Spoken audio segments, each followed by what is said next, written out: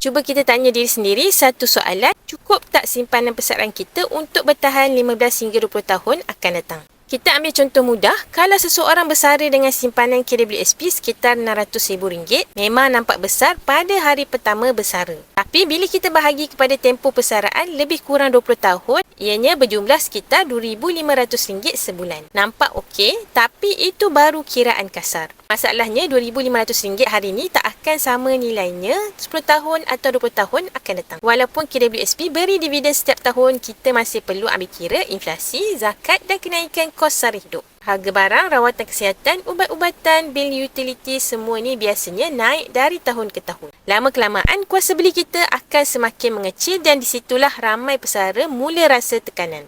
Tapi ada satu pendekatan berbeza yang kita boleh lihat. Ada pesara yang tidak letakkan semua simpanan mereka dalam bentuk tunai. Sebahagian mereka tukarkan kepada emas sebagai pelindung nilai jangka panjang. Contohnya, kalau kita perlukan sekitar RM2,500 sebulan, kita boleh strukturkan simpanan dalam bentuk emas seperti 5 gram. Dan kita hanya cairkan bila perlu. Atau kita boleh simpan 20 gram dan guna secara berkala. Contohnya, setiap beberapa bulan. Menariknya, emas bukan sekadar simpanan nilai, ia cenderung bergerak seiring dengan kenaikan kos dan sara hidup. Secara purata, harga emas boleh meningkat sekitar 10% setahun dalam jangka panjang. Jadi, walaupun kos hidup meningkat, nilai simpanan kita juga ada potensi untuk ikut naik. Sebab tu, ramai pesara di seluruh dunia jadikan emas sebagai salah satu pelindung kekayaan. Sebab duit kertas boleh susut nilai, tapi emas kekal dengan nilainya.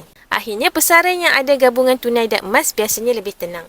Sebab mereka tak bergantung 100% pada satu bentuk simpanan saja. Kalau kita sedang fikir tentang persaraan, mungkin soalan yang lebih penting bukan cukup atau tidak duit kita sekarang, tapi bagaimana kita nak lindungi nilai duit tu untuk masa depan. Kalau tuan-puan nak mula tukarkan simpanan jangka panjang kepada emas fizikal dengan public gold, rujuk pin video saya 5 langkah mudah daftar akaun public gold atau DM saya terus untuk saya bantu anda sebaiknya.